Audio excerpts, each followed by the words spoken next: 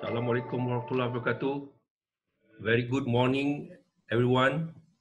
Yang berbahagia Datuk Dr. Noor Hisham Abdullah and all our learned speakers and guests. We are about to start. Before we start the program, I would like to explain the program of PAM online series. PAM online series is already in its season 2, so it talks about many subjects from history to practice and into CSR. So these are the steps for people to register and confirm using the Zoom registration, and to get the access they were given a unique link. So please do not share your link, including the meeting ID and your password is uniquely to you.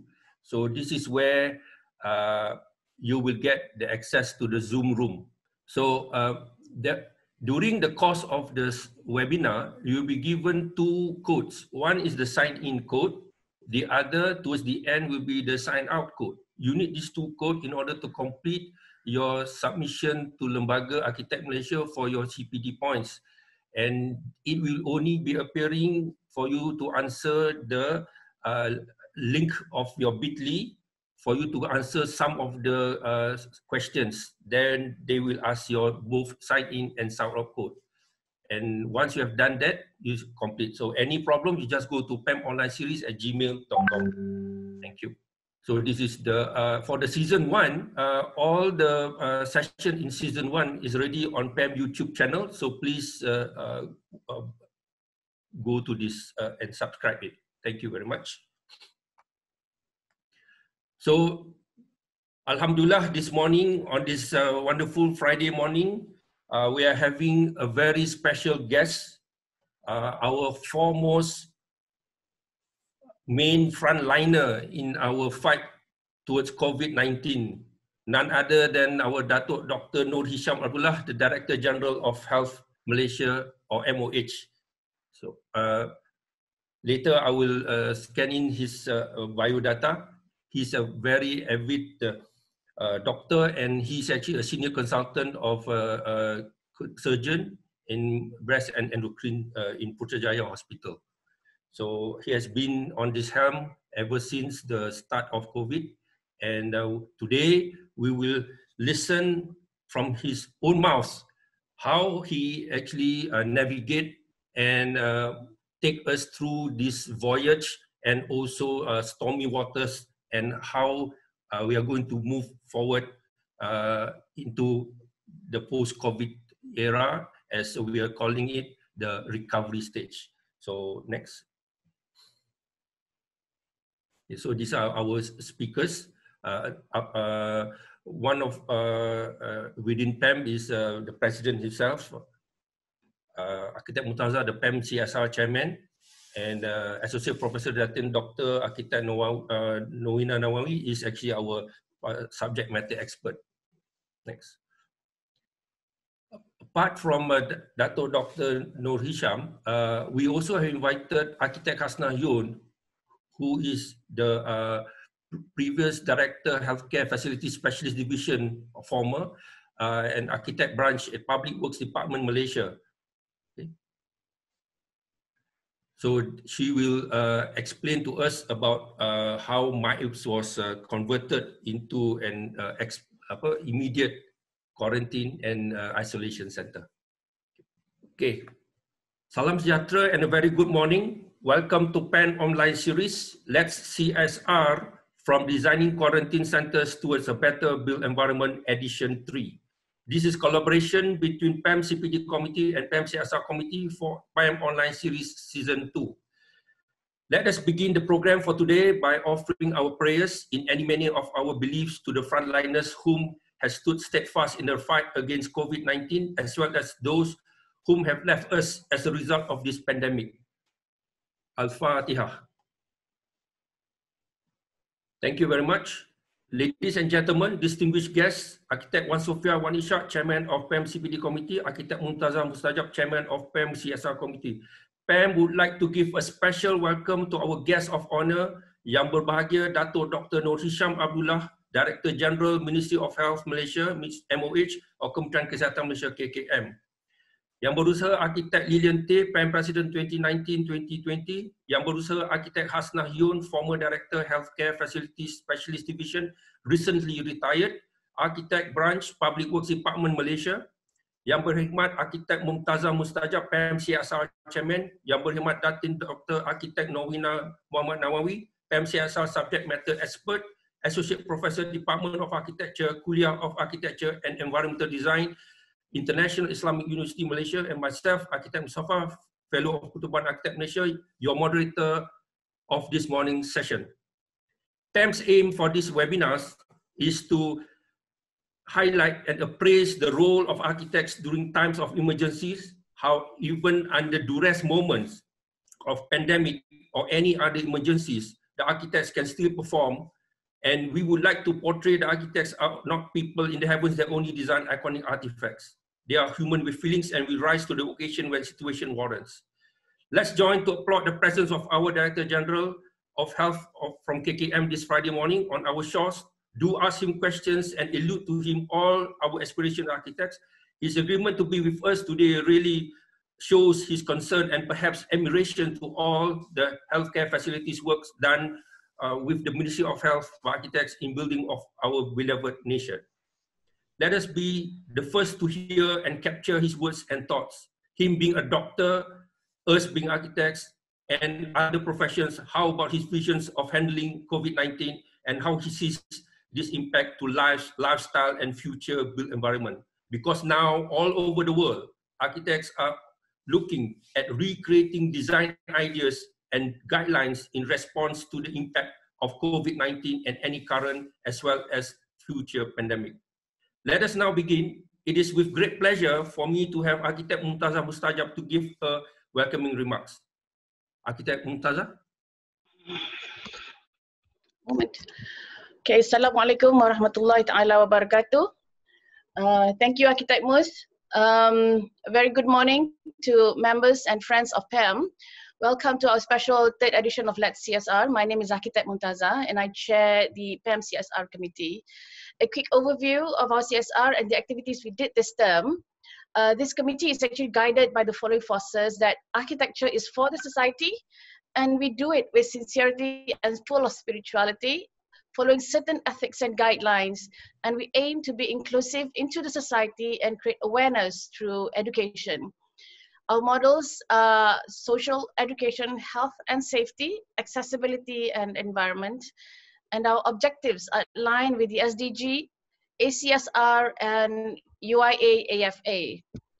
This term, since 2019, we had a lot of activities, including awareness programs, promotions, networkings, support programs, meeting up with the authorities and so on. And we hope for the next term that the committee will continue moving, perhaps focusing on training for emergency architect, which we actually have started last February, and training for universal design, which we also have started with autism-friendly mosque program last February too. And we have more inclusive and awareness programs and activities with various other organizations.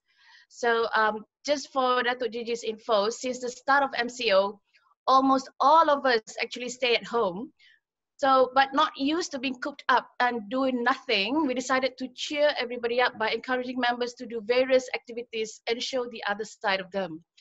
Yeah, many not only finally able to do what they have always wanted to do, many too took up new skills, playing music, singing, cooking, gardening, baking, arts and crafts, sewing, painting, even jaga cucu. But there are those hardcore ones who are still stuck in architecture and construction. So they did woodworking, fixing their fences, DIY reconstructing, and some prefer still designing and sketching at their drawing boards. But at the same time, our committee, our CSR committee, right from second day of MCO, created a COVID-19 response team. We were called by Mercy, so we provided sketch design proposals of an independent structure for the quarantine and isolation center for infectious disease, specifically COVID-19. The team responded quickly by setting a simple design brief and calling volunteer architects that had resulted with 7 design proposals in 3 days. These designs were submitted through Mercy Malaysia and to be shown to NADMA and MOH. In the meantime, the voluntary PAM emergency team, PET, was subsequently expanded to include architectural medical experts, designers, and engineers in preparedness, while PET continue earmarking existing convention centers and stadiums as quarantine centers, with retrofitting designs and compiling directory of suppliers for the material.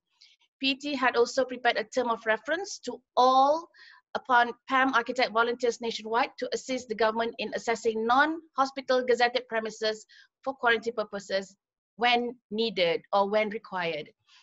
So we had various action plans, checklists, and guidelines that was prepared in very short time for volunteer architects role. And in preparedness alongside with other authorities on stipulated site or sites during MCO.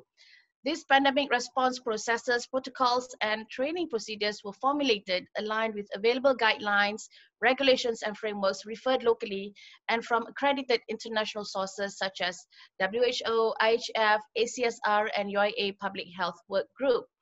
So these teams had worked voluntarily within PAM with passion throughout the MCO from their respective residences day and night, with high enthusiasm and spirit of volunteerism despite restrictions imposed by the government.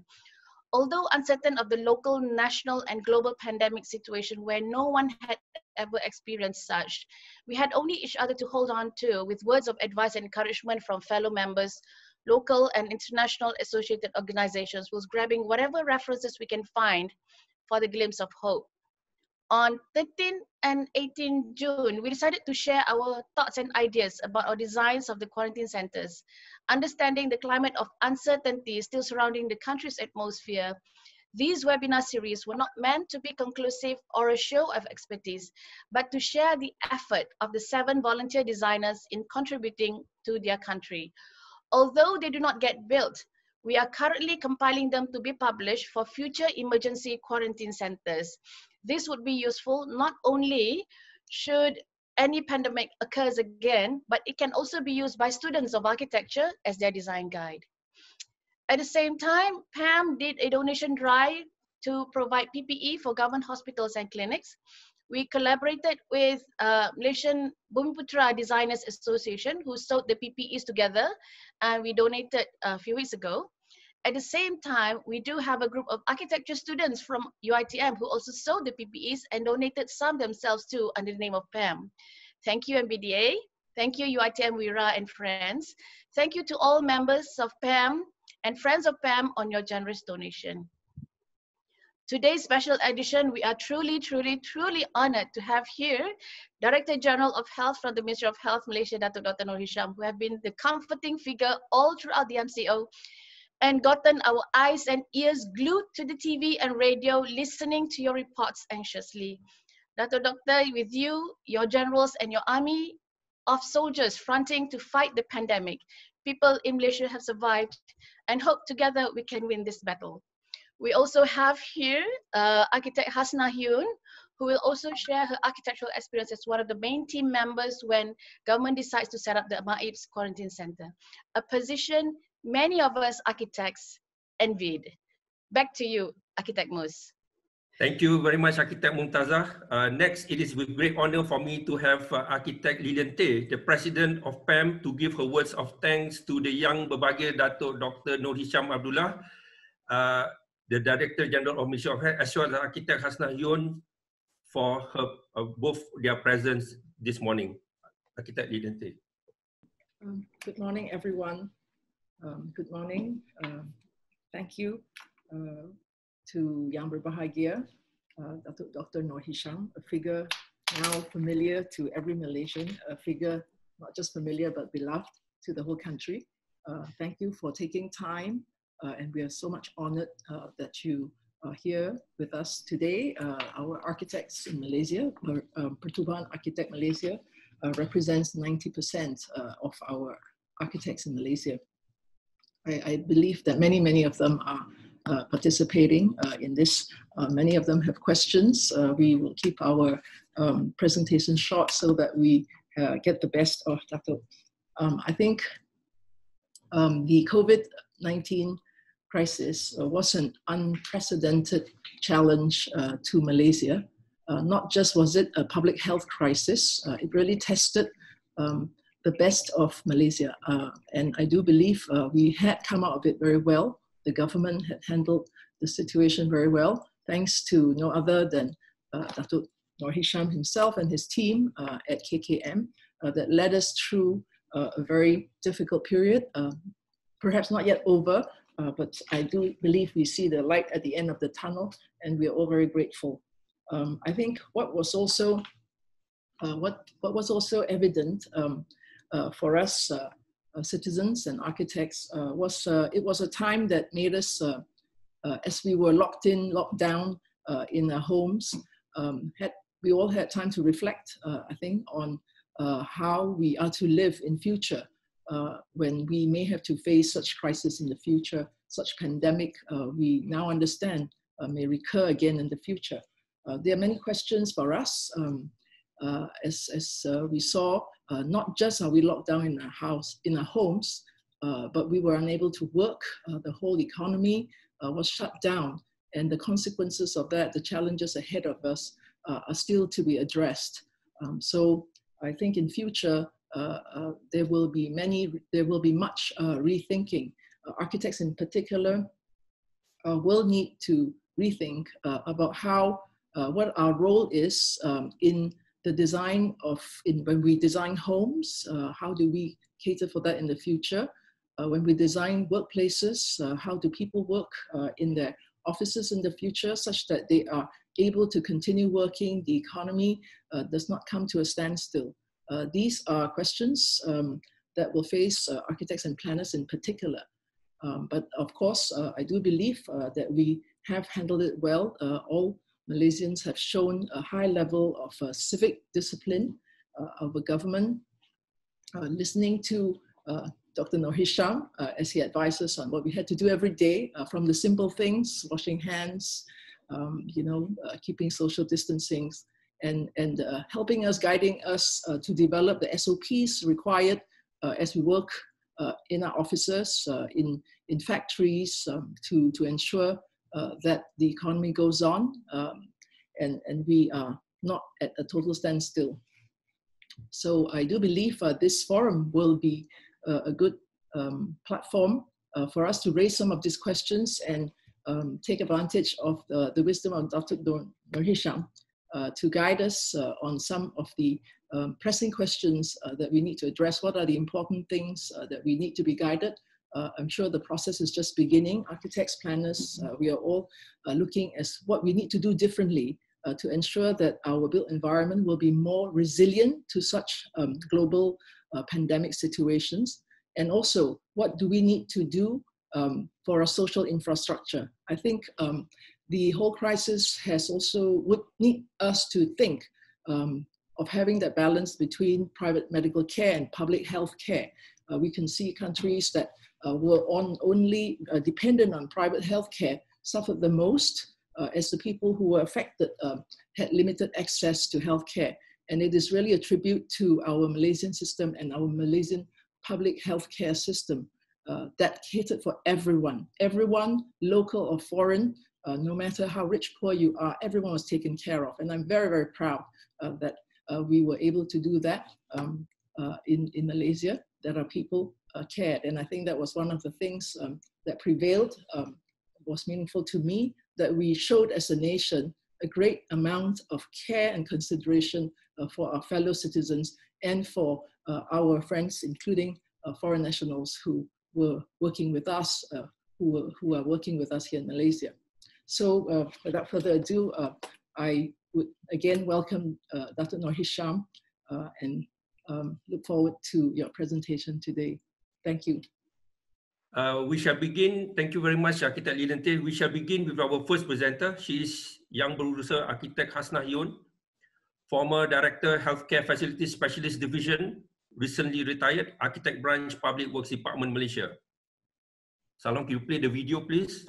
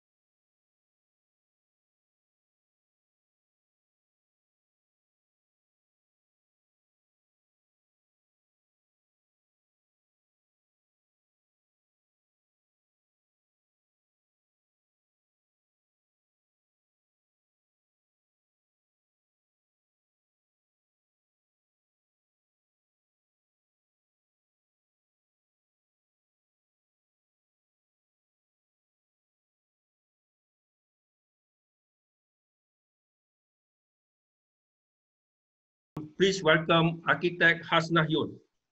Bismillahirrahmanirrahim. Assalamualaikum warahmatullahi wabarakatuh. Salam sejahtera and very good morning to everyone. Allow me to speak both language. I would like to share my slide. I go through the slides. Let me begin with the introduction of the Pusat Karantin dan Rawatan COVID-19 berisiko rendah. Is a multi agencies involved in it. You can see from the screen. This is the whole process of what we're going to do with the center. The concept, the layout, the details, the constructions, and the preparation for the operations and the operation itself. And all the agencies involved, I just browse through. NADMA, Agensi Pengurusan Bencana Negara, Kementerian Kesihatan Malaysia, Polis Diraja Malaysia, Angkatan Tentera Malaysia, Jabatan Kerja Raya Malaysia, Kementerian Pertanian dan Industri Makanan, SUK Selangor, Jabatan Bomba dan Penyelamat Malaysia, Jabatan Kebajikan Malaysia, Angkatan Pertahanan Awam Malaysia, Tenaga Nasional Berhad, and also MAEB. Yeah? Okay. Let me introduce ourselves and my team. I just would like to introduce how do we begin the JKR team, yeah? And how do we get involved, and appointment later by NADMA, and the release later by KPKR due to PKP. So first, WhatsApp group was created. I was invited to this group created on the 26th of March by our colleague to create and discuss on the layout given by NADMA, which was done by my apes. NADMA also is involved in the group, in the WhatsApp group. Before I introduce the team, actually it's just a virtual WhatsApp discussion about the layouts. But then after on the 27th March, we were called to the site. You see, there's a meeting, coordination meeting at the site. So I did ask NADMA to provide a letter for us because that time is during PKP period. So we need to get a letter of release from our KPKR. So it was released, and on the 27th of March, we will start our discussion. So during the first day, 27th of March, the next day, only a few of us, architects, involved. But then I requested another few officers from mechanical and electrical engineer to join us, because I think it's a dry construction. We need ME also, not the wet construction. So we don't waste others. We don't involve others. So lastly, we got 7 architects, mostly from my SME Health Facility Focus Group in JKR, which I lead, and 2 mechanical engineers and 3 electrical engineers who experienced in healthcare design together with me before.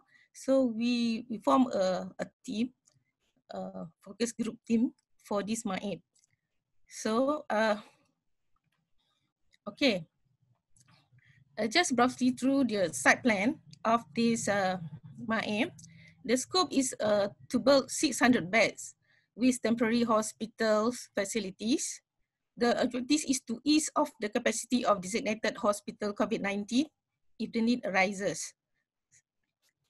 So this is the site plan that I showed here is the finalized drawing. Okay, I will show you later how it become like this. Okay, I just showed you the site plan. This is the entrance to the MAEB. This is the hall A, and this is hall C. The hall A is 400 bed, Hall C is 204 beds. Okay. Later I will explain about the zone, green zone, yellow zone, and the red zone. Okay, like you see here, this is the discharge area. Okay. Okay, this is the existing of Maed Hall. You can see all this emptiness. That's where we first have our meeting here. The facilities, the existing facilities is a bilik secretariat at the mezzanine floor. At the ground floor, there is an operational room. It's aircon, fully aircon. Just a general paging system, toilets, a loading bay. They got CCTV, they got internet, and the telephone line here. Okay, that's all. Okay. The one I showed here is this main committee chaired by Natma. So here the meeting is coordination to all multi agencies. That's where the decision is making when there is a hiccup or anything. Our mission is to get ready the quarantine center in 3 days. In 3 days, as required by Prime Minister. That's what we were told. Then how do we achieve it? So I gather here, there's a lot of, can you see the pictures here? It's a lot of integration with all parties involved, coordination, communication, discussion, and decision making. Later I will explain. This is all about the design, the layout, the signage. This is all the design, coordination meeting with among JKR team, with the contractors, with the KKM for the requirement, and also the quality control, the signages, and other things. Okay. Let me show you the Hall A. Actually, the Hall A, they're supposed to fit in 600, that is the scope that required. But then the first layout that we've been given, they put it 500 beds. They can fit in 500 beds because that's the first layout that we received in the virtual, in the WhatsApp. After the meeting on the 27th, we quickly discuss with our clients and users and contractors how do we best fit this as much as possible. So we need to configure all this cluster, we call it cluster, so that all very well in place. So the cluster that we decide is 16 beds per cluster, and beside that we have to put all the facilities, the treatment, the support facilities inside this building. At first, the design, they want to put all the inside the building is a red zone, and the yellow zone and the green zone is outside. But after we discuss the technical meeting that we discussed, it was requested that the yellow zone to be in the building so that they can oversee the patient here. So this is where it come from. And then that's how the yellow zone is being part in the building. It has not 3 minutes, yeah. Oh, okay, sorry. I had to go fast. Right, sorry. Okay, this is the whole C. Because we only get 400, so they decide to open another hall, so to get another 200s. And the cluster is, we got 34 beds per cluster. So to get the configuration right, so we extra four beds, becomes 604, right? Okay. Okay, the main concept for these facilities is to fulfill medical requirement. There is safety, security, health, and comfort. So we divide into 3 zones. We have to segregate the flow for of clean and dirty, for the patient flow, staff flow, and material flow coming in and discharge out. Okay, so the facilities provided, bilik rawatan, bilik resuscitation, X-ray, and stok ubat, pengurusan sisa klinikal, cucian linen, and pendobian. So all the design here is towards safety, security, health, and comfort. So all the facilities given here, the ICT, CCTV, Wi-Fi, intercom, communication, telephone line were provided. Also, we don't forget about the surau and also the facilities for the lounge, water dispenser, loose equipment, and loose furniture. Okay, for the safety, we discussed with police, PDIM, so that all the opening area around the building, we put grills so that no patient will be run away, because we're scared because of the COVID-19 will affect others that we don't know. So we discussed also bomber for fire escape. So before the quarantine can be used, it has to be we use the simulation and dry run testing and commissioning so that they're ready to be used in a safety manner. So we give presentation a bit to all the frontliners, how they're going to use the center. So what the challenges is the time constraint, the supply of building materials, and during the PKP period to get the supply is quite difficult. So we help the contractor also to get the supply. You see the partition here, some high partition and some lower partition. So we have to like distributed it with the agreement of KKM. We design it we in such a way that they get some privacy and they get some openness, so that the staff can monitor at the same time. So decision is fast and action is fast, because we do it concurrently, simultaneously, with the positive attitude, the knowledge, the experience, the skill, the competency, and the spirit, and the teamwork. Everything can be done. So alhamdulillah, we make it. So this is the handing over ceremony, session. After we check all the quality of the quarantine before we hand over to NADMA, and NADMA hand it over to KKM so that they can use it comfortably. So thank you very much. I thank very much to NADMA, KKM, JKR team, MAEPS, the contractors, and all other multi-agencies that involved in it. So that's all my presentation. Thank you for listening. Thank you very much. Sorry. This is the visit. Okay, thank you very much.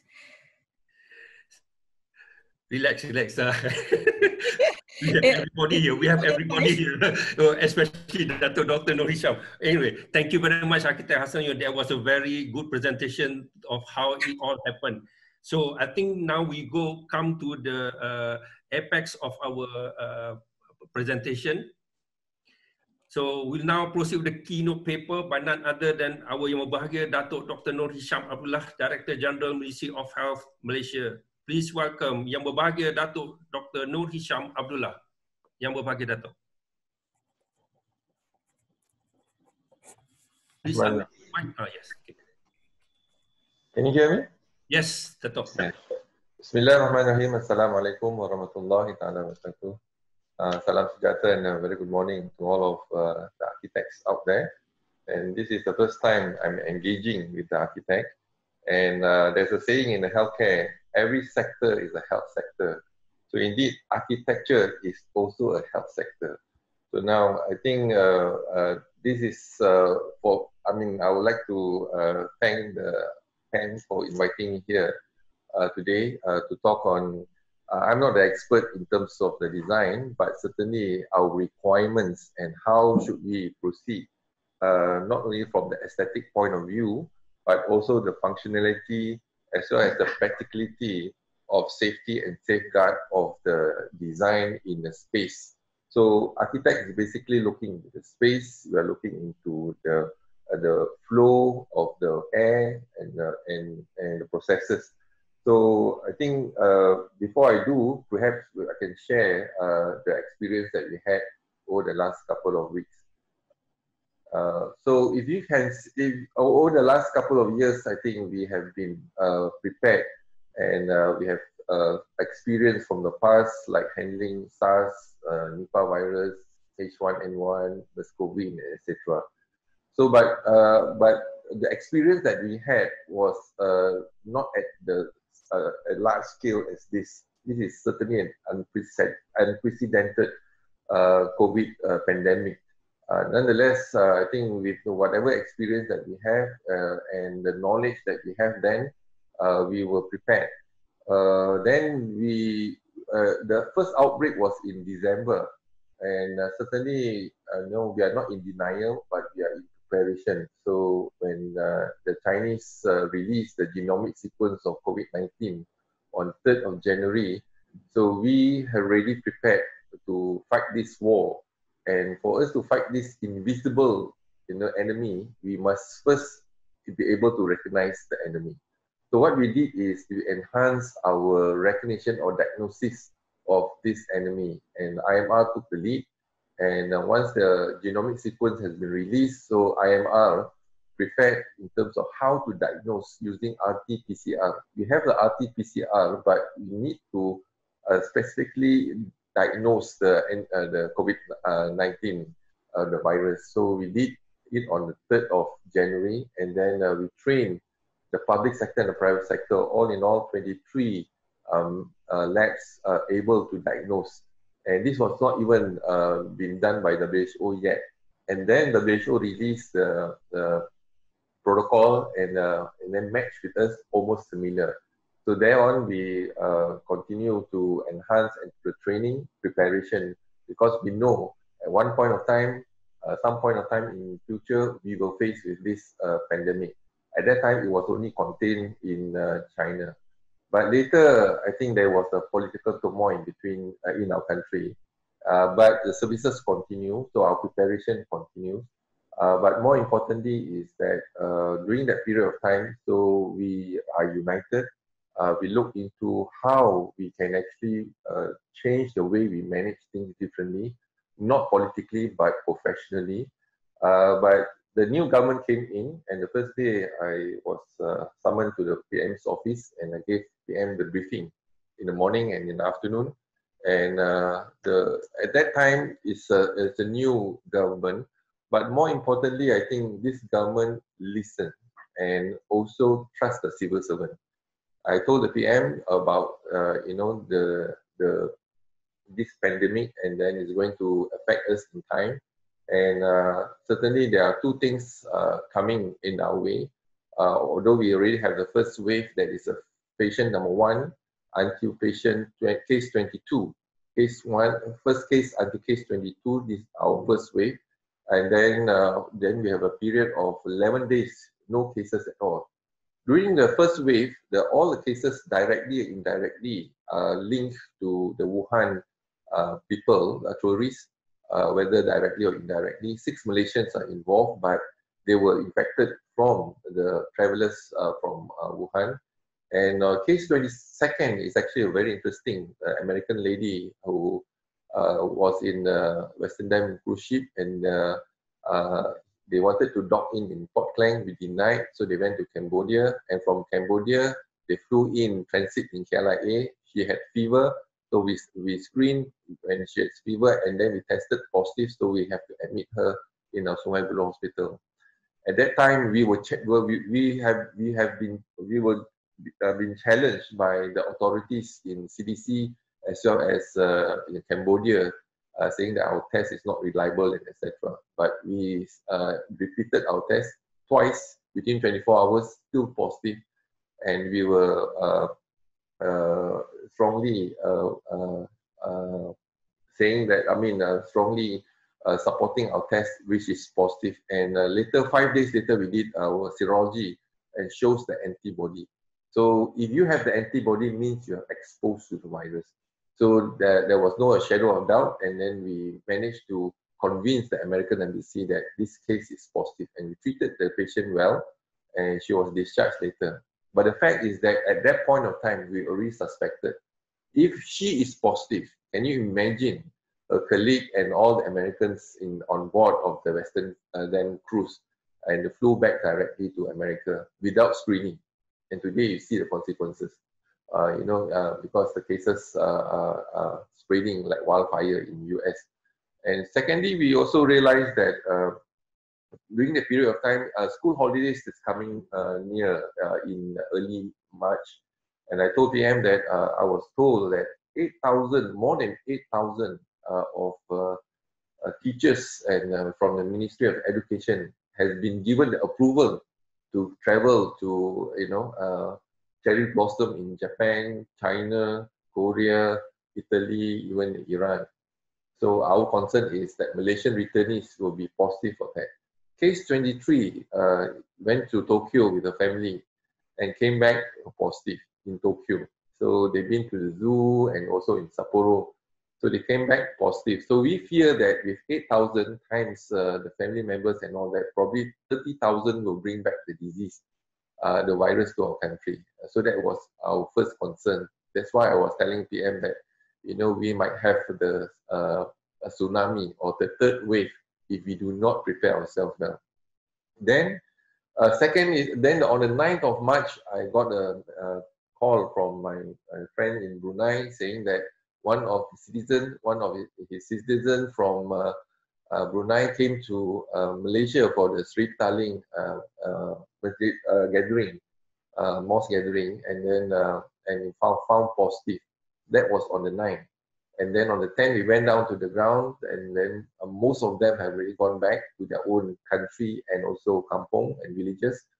But at that point of time, then we were made to understand that there were 16,000 people gathered in the Sri Petaling Mosque, and of which 1,500 from foreign countries and 690 from Indonesia, and 14,500 Malaysian. They all have left the Sri Petaling Mosque and went back to the home country. So we are already predicting that there will be outbreak within 2 weeks. So because of that, then we convinced the Prime Minister that we need to take a drastic action. That's where we started convincing him to implement the MCO, Movement Control Order. At that point of time, although, he got all the information, but to make a decision, I think our role is to advise him, but he has to make that decision, although not comfortable with that. So he did make that decision. Because if not, then I told him, then we will end up like a wildfire, wildfire in Australia, and we may not even have opportunity to control. And I specifically mentioned to him, we have a small window of opportunity to make or break. If we miss this opportunity, we will end up, just like other countries you are seeing here in India, etc. Even at that point of time, India was probably, the cases were less than 100. They already started the border control. But then we got to know that there was a public gathering in India, and we predicted in 2 months' time, you'll see India probably will be the top in the world in terms of the spread of this COVID-19. Sure enough, today we see India, US. These are the consequences if we are not prepared. So we anticipated all this, and we are trying our best to avert a national crisis. So at that point of time, PM made that decision although not happy with it, I can see the body language, but then he made that decision. So that's why I think most important person is actually the Prime Minister making that decision, because you can advise. If he doesn't listen, then that's it. But he did listen to us and make that decision. So we started on the 18th of March, our MCO phase 1, and it was supposed to be 2 weeks to prime our public. And the most difficult challenges, the most difficult challenge is to transform or even, change the mindset of the public and the behavior of the public. So 2 weeks is for mind conditioning, and then slowly we increase 2 weeks. So we are preparing the public in stages to accept the MCO. So we did on the 18th of March. MCO is an artificial environment. It allows the public health to do our work better. So whereby everyone, our tagline is everyone stay at home. If everyone stay at home, there is no opportunity to the virus to transmit from one person to another, because everybody's at home. So essential services will go on. So the details, we have to manage the details. And once everybody stay at home, then the public health intervention comes in. So we will do contact tracing, identify the cases, and we hope that within 2 weeks that we can break the chain of infection. So that was our intention. And then we realized that every day it costs the government almost about 2 billion ringgit. And after 2 weeks, we extended another 2 weeks. Then we came into 1st of April, the MCO phase 2, whereby we realized that the economic sector has essential services ongoing, but the economic sector, we have to allow it to function. Otherwise, to balance between the life and livelihood. And otherwise, the country will go backwards in terms of and go into inflation and crisis. So because of that, but at that point of time, on the 1st to 14th, Malaysia was in the acceleration phase. The cases are increasing, and now we were pressured to open up the economy, and that's where I was quite reluctant to support that idea, because even the prediction from JP Morgan is on the 14th of April, we will have 6,300 cases. And from Malaysian Institute of Economic Research, on the 28th of April, we will have 8,900 cases, etc. These are all the prediction based on the modeling that they have created. So 1st to 14th April, we need to open up the sector, and unless it is the essential services, then we allow. But if it's not an essential services in economic sector, we still quite apprehensive about it, and then we try to delay the opening of that sector. So there was a lot of pressure for us, but we maintained. And even, for example, everybody knows about the barber and etc. The barber, we have about 1,200 registered barber. So if one barber shop cut 100 customer a day, we are looking into millions people, and that's where I think our concern. So, but nonetheless, we did our activities, intervention. MCO only provide a platform for Ministry of Health. You can do have MCO, but that is not the solution. The solution is the public health intervention in terms of trace and track, acute case detection, and all the things that we do behind the scene, and we manage to flatten the curve. So the intention of MCO is to flatten the curve. So because the peak was expected to be on 14th of April, and we did that, we managed to flatten the curve. Once we have managed to flatten the curve, so we changed the strategy. Then we move on to the different phases. So we started with phase 1, 2, 3. Phase 1, 2 weeks. Phase 2, 2 weeks. Phase 3, 2 weeks. And then phase 4, very short period of time. And then we went on to conditional MCO, which means we allowed the economic sector to open up fully, but not the social sector and the education sector first. So because we managed to flatten the curve, and what we want to see, if we open up the economic sector, whether there will be a surge of cases or not. So we managed to contain the virus and the surge of cases, and then we move on to conditional MCO, and then slowly we open up other sectors. And now we are in on the 10th of June until 31st, we are already on the recovery MCO. Next. So you can see the cases now, the phase 1, you can see the spike of the cases on the 18th of March onwards. Phase 2, also we are on a peak. Phase 3, there's less cases. Phase 4, less. So, and then once we realized that we have flattened the curve, we implemented the conditional MCO, opening up all the economic sector, but not the social and the education sector yet. Then we come to RMCO, then RMCO, we open up the social and as well as the education sector, but in the meantime, we also control. So RMCO, to get back to our natural environment, resume life with the SOP in place. That is our strategy. Okay. So cluster sleep tiling, this is the most challenging. We have 14,500 local and 1,500, and this cluster, we managed to end this cluster in 8th of July. Involve 5 generations. That means transmission to one person to another for 5 generations, 5 times. At that point of time, our R0 is infectivity. One person infect 3.55 people. So if you every one person infect 3.55 people, and that's how the virus will spread. So when we managed to contain the virus using public health intervention and breaking the transmission, we brought down the R0 to 0.3, which means one person will infect 0.3 people. So if one person infect 3.55, if 10 people, then we are looking at one person infecting 35 people, 35.5 or 36 people.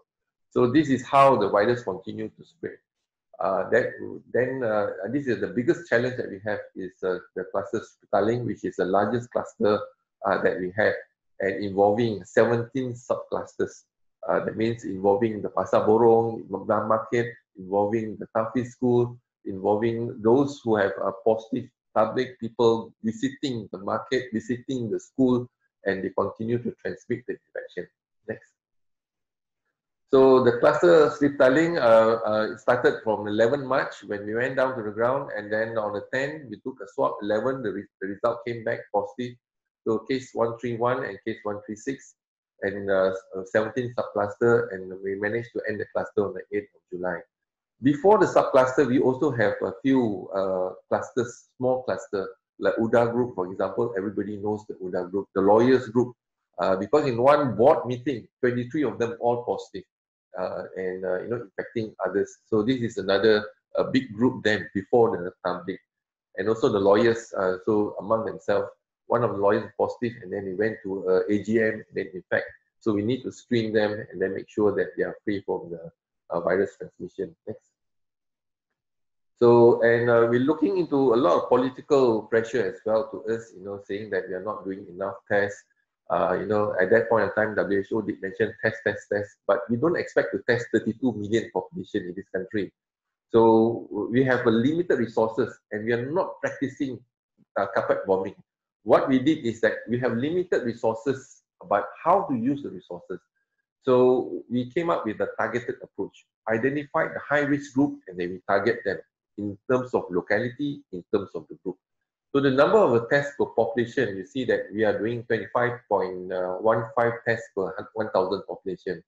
As compared to Vietnam, it's only 2.7 per 1,000 population, Japan 4.1, and Thailand 4.6. South Korea, we try to benchmark with South Korea, they're doing 26.29, not too far from us per 1,000 population. Singapore much higher, smaller population group, they're doing 79.89, and Australia obviously very high, 114, and New Zealand 87. So, but our approach is targeted in terms of maximum impact and low cost. So we have this tagline in Ministry of Health: whatever we do, try to have a high impact, maximum impact, reasonable cost, and good outcomes. That is our strategy in the public sector. Save costs and how we move on. So our positivity rate is only 1.05, which means it's still very low in our population. WHO say that if you have a positive rate at 10%, then you're not testing enough, then you have to test more. So our positive rate is 1.05. Fertility rate is one of the lowest in the world, 1.39, which means that we managed to prepare our hospital. Our hospitals really congested even before we have this pandemic, COVID-19. But what we did is preparation in December is that we decanned our hospital, 7 hospitals to be fully COVID hospital, and services like surgery, orthopedic, we decanned them to a district hospital. Before that, we have started a cluster hospital. That means our specialists do visiting to the district hospital and perform surgery there. Now we transfer them, lock, stock, and barrel. We decant them to the district hospital together with their staff, together with the equipment, together with the patient. So they are performing surgery and all that in Kuala Kubu Hospital, all the district hospitals. So we managed to do that, and then we decant the hospital. 7 hospitals prepared for that, and then we increased our ventilators. For ventilators, at that point in time, we only have 300, so we managed to increase until 1,054. Today, we only have 1 patient ventilated for COVID respiratory distress. So fertility rate very low. Recovery rate now among one of the highest in the world, 97.8, and we expect it to reach 98.5 in time to come, because our fertility is only 1.3. At the moment, there's only 63 patients in our ward today that is actually infective with still positive. So active case before this, is 63, not 70. 70 was the day before, the previous day before. So in ICU, there's only 2 patients in ICU so far. So we have done well in terms of in our hospital, our health system able to cope. But more importantly, our public health measures, we detect them early. And there are 2 things that different from other countries. What we did is, if you are positive, then we do not, isolate you at home. An ambulance will come and pick you and then isolate you in the hospital. Second is, if any close contact exposed to a positive patient, we will quarantine them. This is the 2 things that we do differently, and we see, because in other countries, if you're positive with mild symptoms or asymptomatic, you stay at home. Here you are positive, even though you have no symptoms or mild symptoms, we'll pick you up and then send you to the hospital. Next. And you can see the contact tracing. This is some of the intervention that we did. When apart from the MCO, no movement, and then no movement means no transmission. That's our concept. This is a very artificial. Then we go home, house to house, to look into the locality and to detect those positive patients and to trace those close contact to this positive patient. And then we quarantine them, and the positive one, we isolate them in the hospital and treat them in the hospital. Okay? So this is our targeted approach. So initially, we've been challenged this targeted approach, and but we stay adamant, because with our strategy, high impact, low cost, and good outcomes, this is the way to go forward.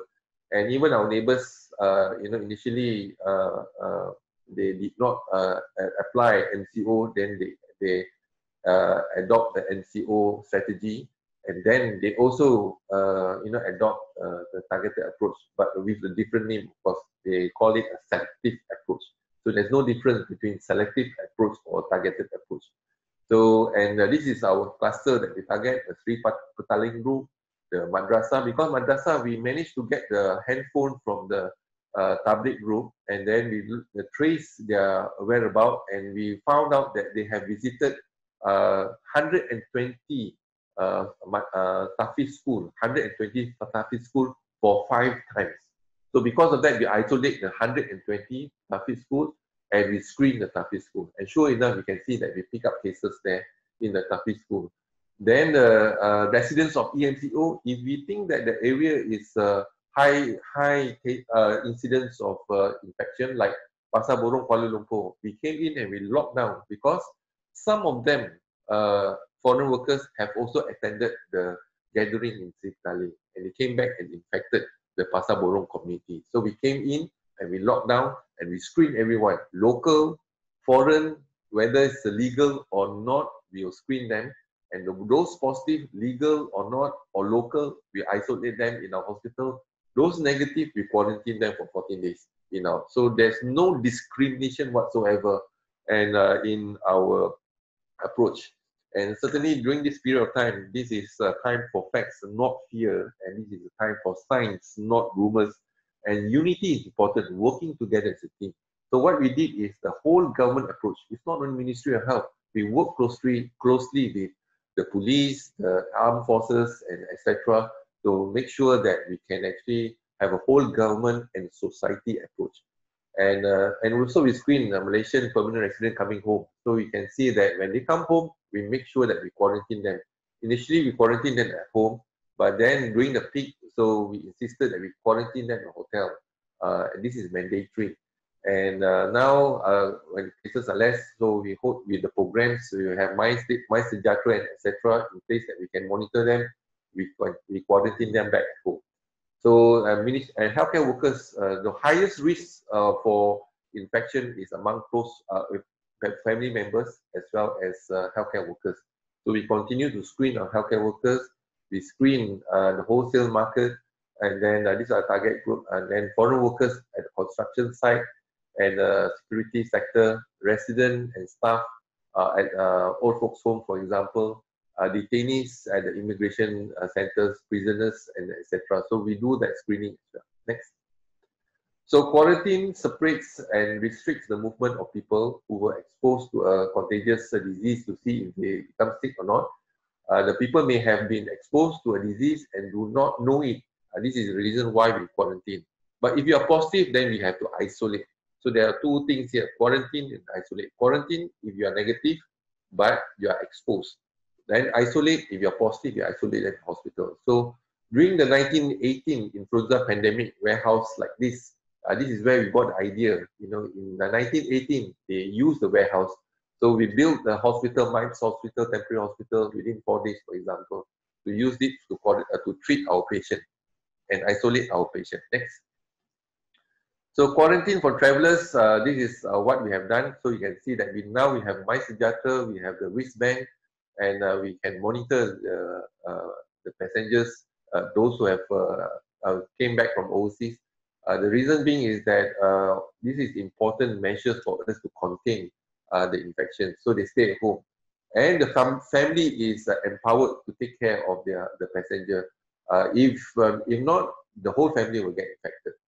So I think the onus is on them now. So we are empowering the community, the family, and individual to take care of themselves. Next. So from until today, we have screened more than 65,000 people, Malaysian returnees and permanent residents coming back to Malaysia. The cases is only 650 positive. So 650 is actually less than 1% looking into the positive cases. Next. So we also have a quarantine center. So for those that we think is high risk, we do not allow them to be quarantined at home. For example, if you are from a tabligh group, so we insist that although you are negative, we still put you in the quarantine center. So we have identified 1,572 quarantine centers gazetted as of 6th of July. So we quarantine the tabligh group in our quarantine center, not at home. So only certain people that we empower them to go at home. If we trust them, if we do not trust them, we put them in our quarantine center. The criteria for the quarantine: single room, good ventilation, and make sure that attached bathroom and toilet, and to avoid social distancing 1 meter apart. So I think these are the some of every day that we try to prime our public to accept and to adhere to our SOP. So these are the distribution of our quarantine center. We can use hotel, we can use training institute, for example, in Ministry of Health. We can use the university and colleges, hospitals, community centers, hostels, and quarters.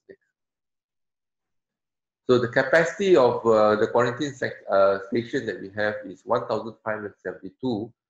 We have the total and the capacity of 188,271 individuals can be quarantined in these centers. And the quarantine station by the state, this is a distribution. Total, we have 1,572 quarantine stations. This is excluding the hotel. And the Ministry of Health, I think most important is the public health prevention and control. and provision of medical services and mental health and psychosocial support to our frontliners as well as to our patients, cleaning of the quarantine station, frequent cleaning of quarantine station, and we work closely with MAKMA, Social Welfare, Royal Malaysian Police, and etc. So MAIPS, this is again our idea in terms of to have a low-risk treatment center in case that our hospital is overwhelmed with patients. But thank God we did not have this situation. MAIPS, and then we use MAIPS for our foreign workers, for example, we place them here, and because good security and also space that we can manage them. So today, I think we only have 3 patients in our MAIPS, but in total, we managed to treat more than 1,300 patients in MAIPS, and we have discharged almost 99% of them. So today will be the last 3 patients in MAIPS. I think next week we will close down the MAIPS. Okay. So this has been mentioned earlier. Next. Yeah, 3 patients today, as I mentioned. So 1,382 patients being treated, and 99.8% has been discharged and covered. Next. So the future facilities of development planning of post-pandemic is, we look into space. Well, since I'm talking to the architecture community, most important, you look into the space. And the space, confined space is the issue. Crowded space is the issue. And once you have a space, then proper lighting space. And more importantly is the flow, the airflow, the people, the flow in to avoid cross-contamination, and also the sanitation. So this is important. Although we have built the MAIPS hospital, there was issue with regards to the ventilation. Because the ventilation, is it the negative pressure ventilation or is it the positive pressure ventilation? In infectious diseases, we want a negative pressure room, which means the air flow inwards, not outwards. Because flow outwards, then you infect other people. So like operating theatre is different. It's the air flow outwards from the operating theatres and then goes outward because it's a clean area. But if it's infection, then it is going to be infective, or we call it a dirty area or infective area. So the air must come in rather than goes out. So you have to designate clean room. That means the air goes negative pressure room ward. Then the air goes inwards, not outwards. So I think negative pressure is something that we need to look into it. Apart from the lighting, proper lighting. This is a very lighting is not good. Then you are also introducing fungal infection, etc. So these are the things that we need to look into it, and also how to look into green hospital, green ward, for example, cost-saving energy in the ward, and avoid cross-contamination, etc. So these are some of the things that we can discuss in detail, the requirements of the space. How can we optimize the space? It's not only for aesthetic in design, but functionality, practicality, safety, safeguard, cost saving, cost effective in terms of the building, and also good ventilation and flow. So the flow is the one that looking into not the flow of the people only, but also the virus, in terms of how we can contain the virus, looking into the airflow and also the water, for example, sanitation, etc. So this is something that we learned. This is a new experience for us, but I think all hospitals today, not only when we look into the MCO and when we look into the intervention, we managed to contain not only COVID-19, we managed to bring down 60% of measles infection, hand, foot, mouth disease 60%, and then even chickenpox more than 55%. We managed to bring down just because of this containment in terms of stay at home MCO. But if we can design a hospital or home which is clean in terms of the space, ample space, and the circulation of the air, circulation of the flow, the water, and etc., then rest assured that home is a healthy home. So how can we create a healthy home, healthy office, healthy meeting rooms, healthy hospital? So we have hospital, but you can see some of hospital infected with mold and etc. So that's why sometimes our old hospital, the ventilation is very good, natural ventilation. Here when we put an aircon in, it's good. We have aircon. Whether we question ourselves whether it's a negative pressure or positive pressure, sometimes the air continues to circulate in the same room, and this is where when one of the UDA board meeting, maybe because of air conditions circulating in the same room, and and today we hear about airborne COVID-19 infection. It is actually the aerosol. For example, someone sneezes into the air, and the air continues to flow within the same room, and people get infected with that. So we also know in the operating room, for example, we need to, when we do procedure in a COVID patient, we need to gear up and even have a breathing apparatus. Otherwise, when we do a procedure and do suction, the aerosol of the infection, the droplets go aerosol in the room, and as the circulation is not good in the room, and then people get infected. So I think these are some of the details and that we can sit and discuss regards to how we can design a better environment, better homes and hospitals for the future. Okay? So the 5 key points in the design is the patient-centered care and family as part of the care process, since patient is in the hospital for a long period of time. So this is number 1. Second, efficient operation, like clinical safety, optimal functional relationship, value for money. That means high impact, low cost in terms of energy saving, in terms of the green technology that you can adopt. Then flexibility for expansion, and you can see that in Sungai Buloh Hospital, suddenly we are flexible and we expand the ICU, not only for ICU bed, the CCU, we convert ICU, conversion of the space to a certain area. So that's also a flexibility in the hospital to adapt to new environment. And then sustainable design that reduce energy, as I mentioned earlier, intense 24 hours use at high occupancy. And last but not least is a healing environment to include the art and the hospitality, not just for science and technology, but how can we calm the colors in terms of the space, in terms of the view, in terms of the practicality that you can bring down, calm the people, calm the patients, and those so they don't feel confined or even contained in a small space. So space might help to relax and calm the public, and as well as the patient in the ward. Next. So these are some of the future design that we should discuss.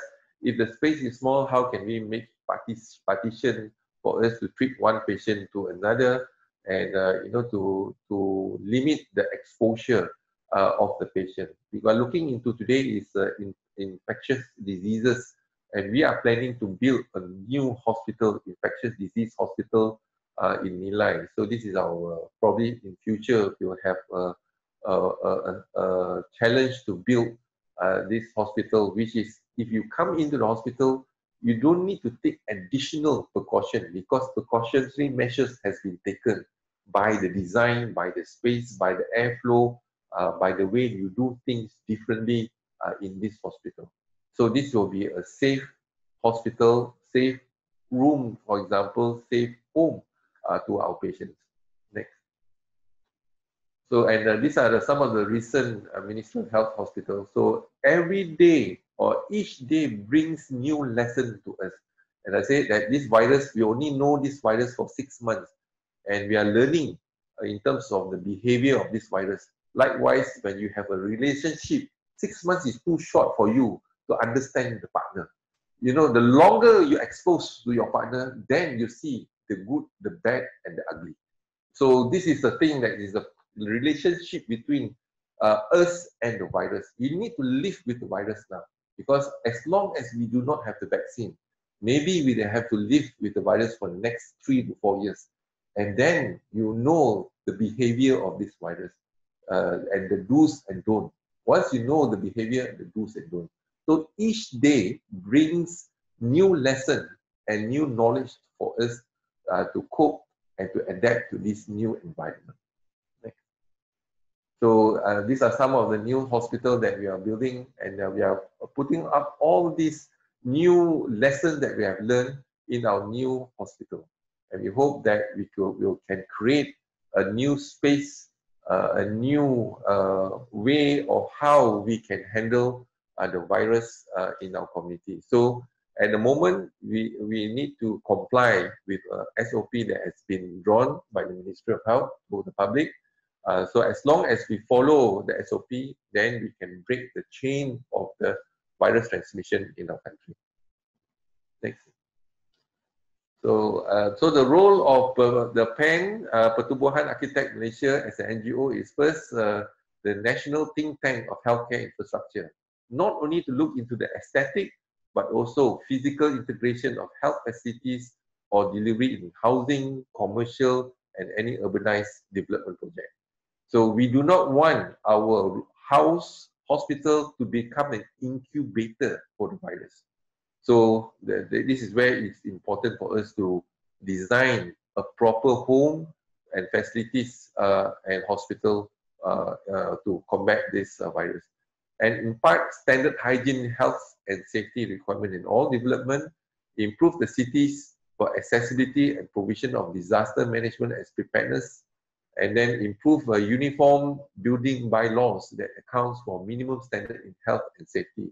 Ventilation, daylight, fire escape. Fire, I had sleepless night in terms of looking at fire. Because we have 46 hospitals that's been built more than 50 years and they do not have the CF in place. You know, and because of that, you know, we need to re-look back again. How can we make sure that we can, you know, assure that these hospitals, 46 hospitals, is safe for our staff and our patients.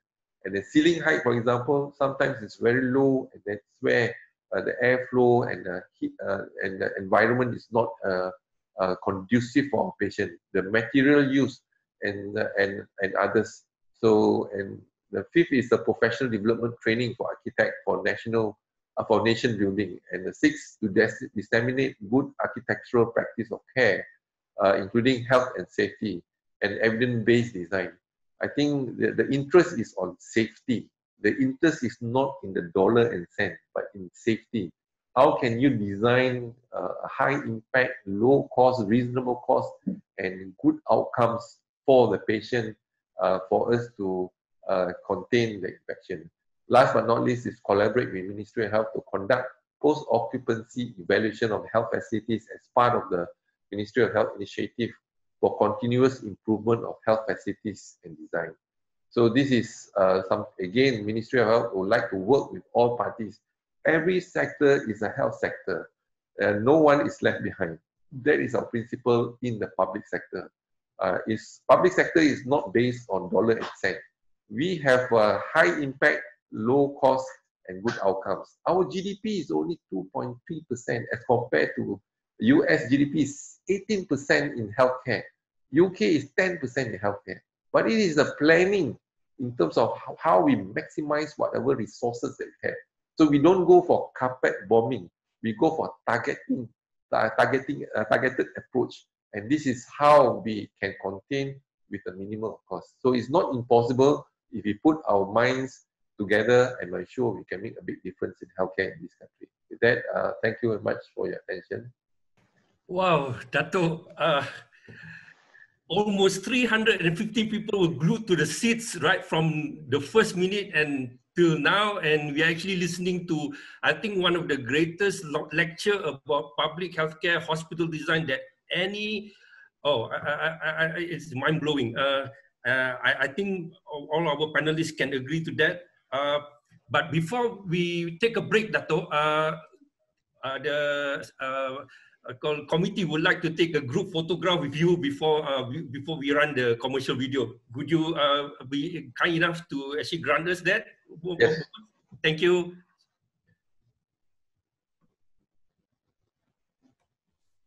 Are we done, Salam? Okay. Now we shall take a 30-second break so Datuk can take a breather before we go for question and answer, and we'll go to for a break, and later our subject matter expert, Associate Professor Datin Dr. Akitek Norwina will give the takeaway in 3 minutes. Thank you.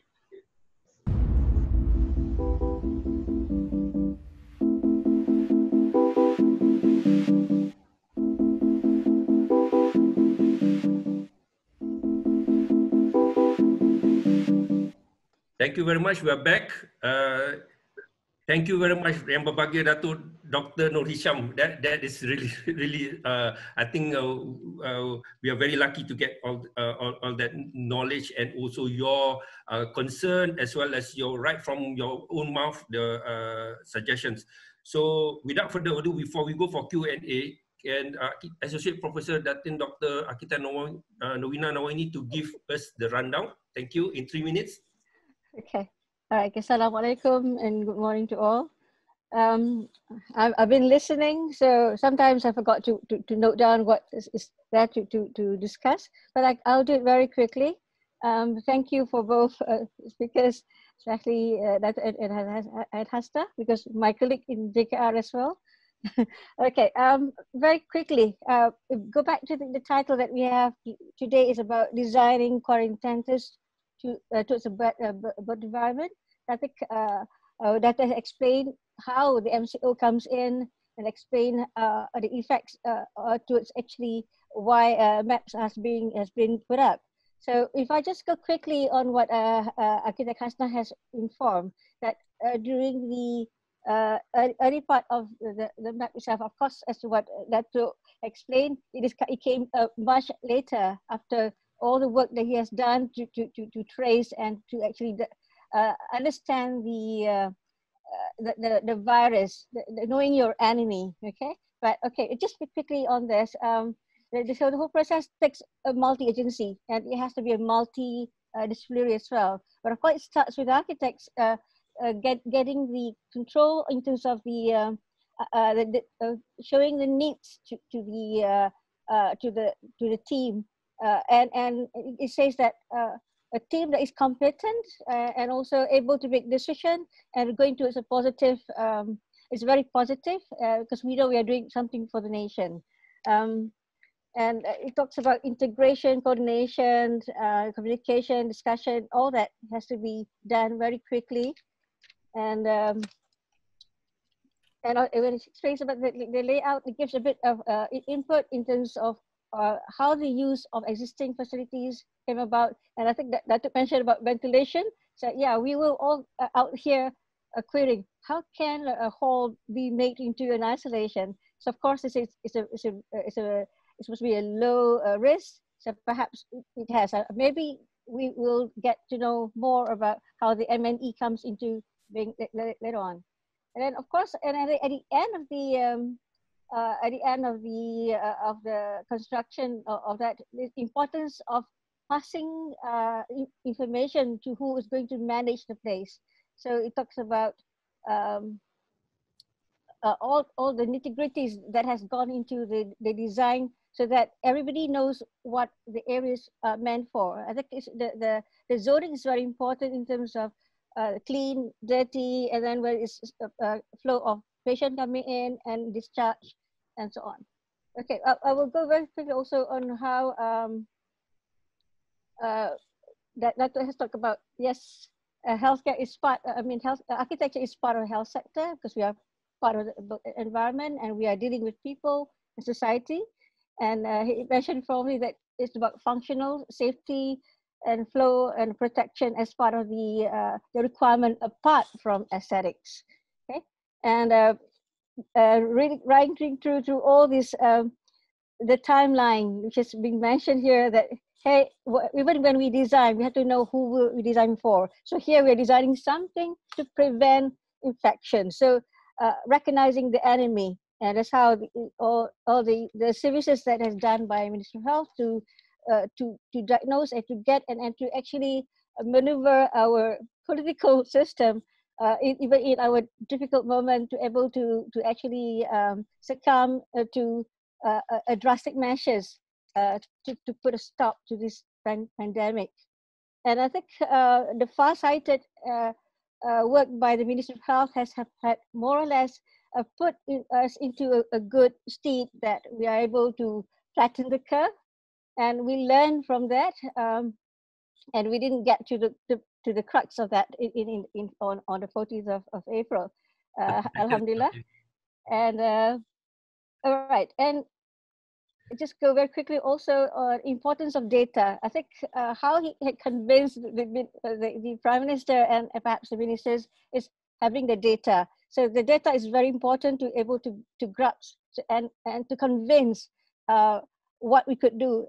And again, despite pressures from outside, from international about how we are actually managing, I think the data helps and it's proven now until now.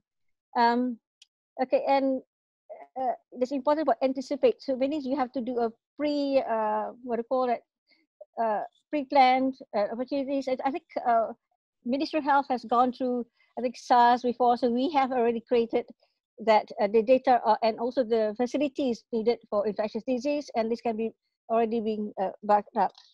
And mentioned about challenging on mindset. Yes, we are in that. I think it's also about time. It's about something to reflect, and it appears also it can be shown by our Mumtazah as also by Akitek Lillian in terms of what the MCO has actually impacted us as a professional. Okay, all right. So about balance. Okay, SOP. Okay, from there I can gather that whatever you design, anything even for healthcare, it goes back to empowering individuals, and meaning also in the design to think about hygiene. So it has to go back to the crux of the matter from the start. And in planning, we have to think about whatever there's actually requirements that is already embedded in our building bylaw. But I guess building bylaw is about minimum standards and where you can actually expand and beyond that to be improved. I think now we are in the recovery stage. So if we remember, even the newspapers talk about now the frontliners is us. So we are the ones who have to come and actually to start off to prevent it. But again, how Datuk says, we have to know who our enemy is, and I think it has to be reminded all the time. Whenever we design, not just for healthcare facilities or for any, because it started from home. Okay. All right. Okay. Another one is a trust, and then also quickness, and then I think and I think Datuk has been talking about the importance of space, and also the relook also in terms of the requirement in the new and because he mentioned about even the old hospitals. If we talk about healthcare, old hospitals have good lighting, has good ventilation. So perhaps whoever's designing new, now we have the new ID infectious disease hospitals coming up in Nilai. So have a look or review of what was done before that can actually mitigate. I think he has given a list of requirements what PAM and also architects can do. So it's already in the screen. So I think you could do that way, and you can mention. So what I can take out of there also what he said about health is about no harm done, let there be no harm, and he said no one is left behind. So meaning he has to be look into how best that the whole strata sector of the society is being covered, no matter whichever strata you are coming in. So I'll leave it at that because you can actually grasp the whole list. Thank you very much. Thank you very much, Akitek, Datin Norwina. Okay, now we go for the question and answer. we have a few questions here, but I would like to give the floor first to our Madam President to ask the first question to Datuk Dr. Noor Hisham. Keep it quick, and because Datuk has got an 11 o'clock appointment, so we have another 25 minutes or so. So I have to answer these other questions too. Go ahead, President. Okay, thank you, Dr. Hisham, for amazing presentation. I think we learned a lot. This is all what we were looking to hear. Thank you. And I think you also told us something very important about that while you advised, the PM made the decision, the right decision, because he listened and he trusted the civil service. Really kudos, I think, to the KKM team and the civil servants. I think it's a great testimony of the strength of our civil service. I wanted to ask this question. I think earlier I mentioned that we saw in terms of globally, all the countries that had to face this crisis, that it seemed to us, it brought up questions of how we need to draw a balance between public health care and private health care. What is your view on that? You know, I think in many countries, public health care has been under pressure to be more privatized. But what would you propose is important to ensure that the combination of both, or the prevalence of whichever is needed for us to be able to be more resilient to such a situation. And connected to that also would be things like insurance. I felt that there was, when the whole, during the lockdown, and we had to shut down work and the whole economy shut down. And when we restarted, it was very hard because there was a prevailing fear factor of fearing to go back to work because you weren't sure that your workplace would be a source of infection and that you would then bring it back to your family, and there could be a potential infection, death, a loss of livelihood, not just to that one person, but to the family.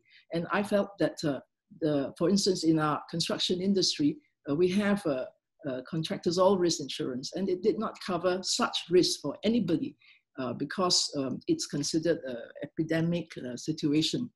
How can we also ensure that such social infrastructure, if I may say, should it be made available, short-term temporary insurance that will then allow people to go back to work without a heavy heart, without fear, that they could be covered. That's part of the short-term measures together with lockdowns that should be taken in the future, such that then the economy would not shut down because people are just fearful to go to work. Okay. These are my two questions. Thank you. Yang berbagi Datuk, if you... Right, okay, thank you very much. Certainly, when you look into our preparation, from day one, we prepare for the worst, but we hope for the best. And and we have adopted this whole government and society approach.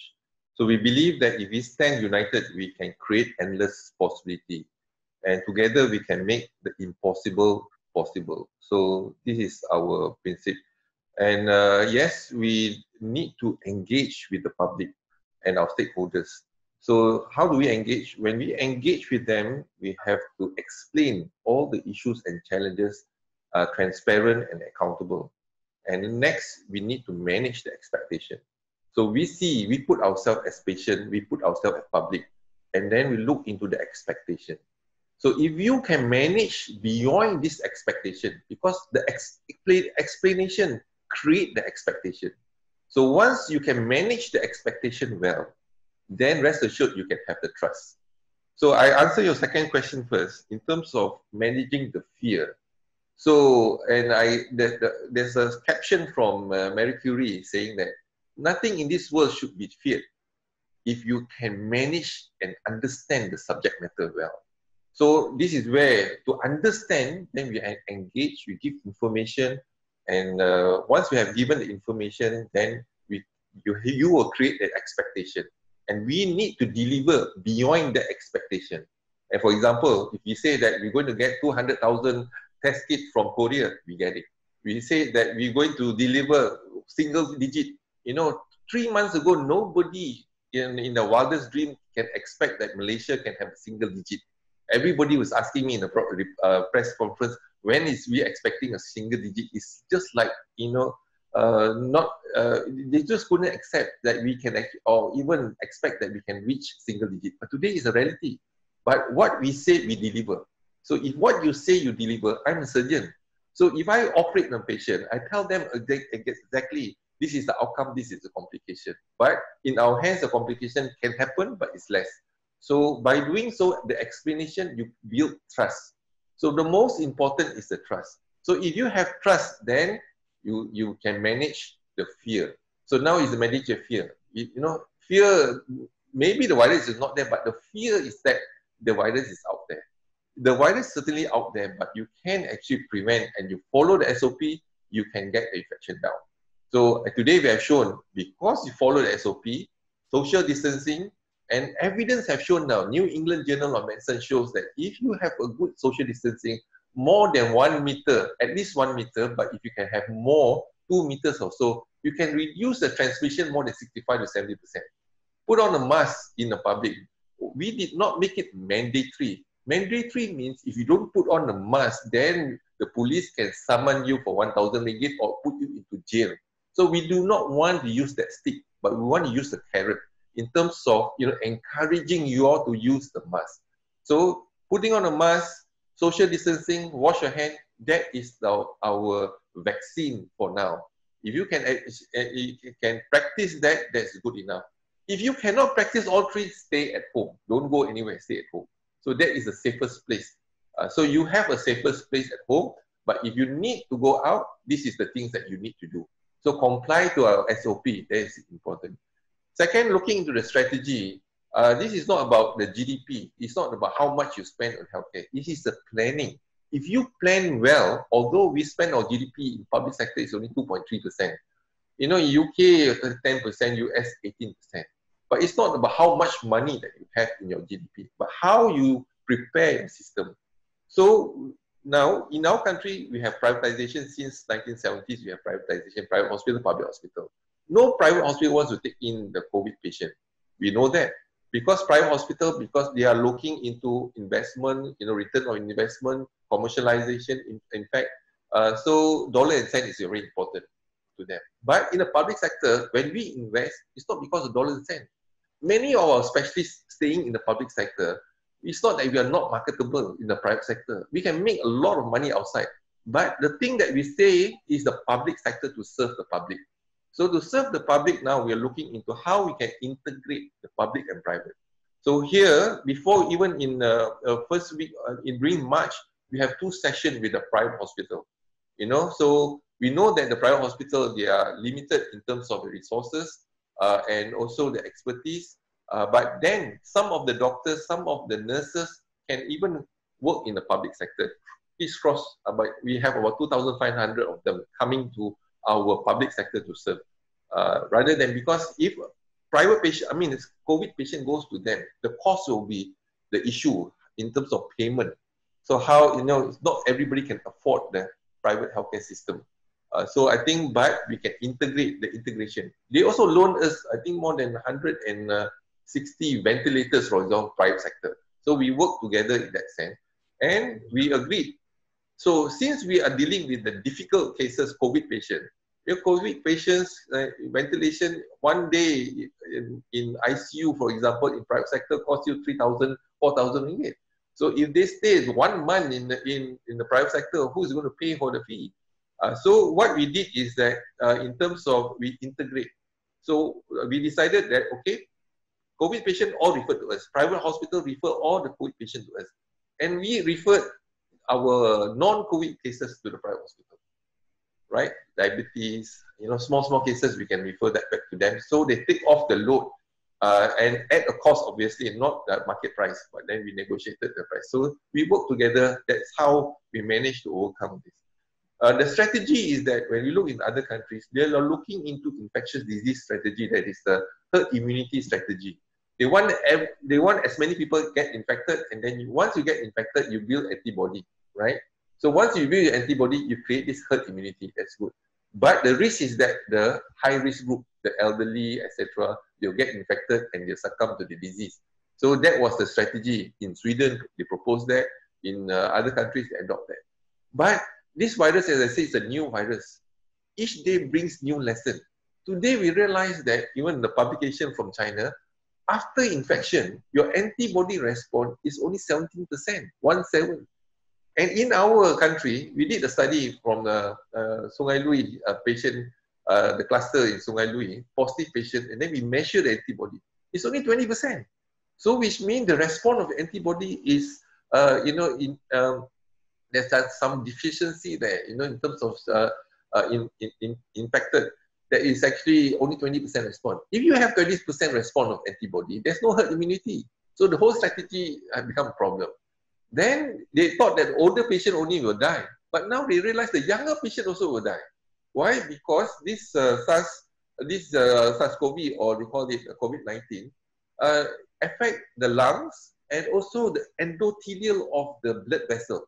So the virus attack the endothelial of the blood vessel, and that create, in terms of inflammation there.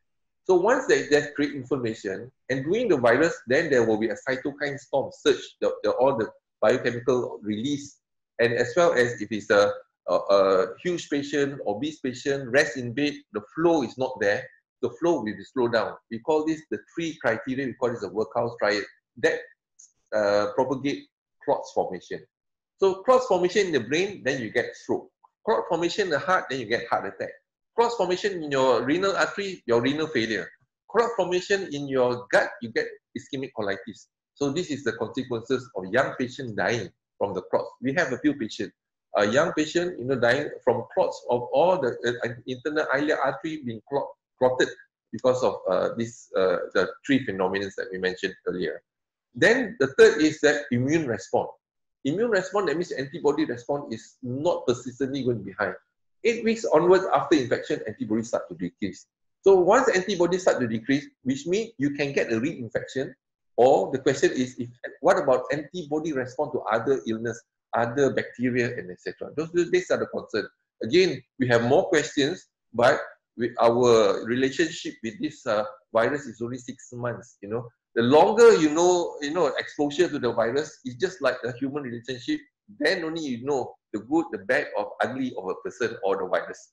So now we are learning every day for the new virus. We are following up our patient every 3 months to see whether the lung will cause pulmonary fibrosis in the long term.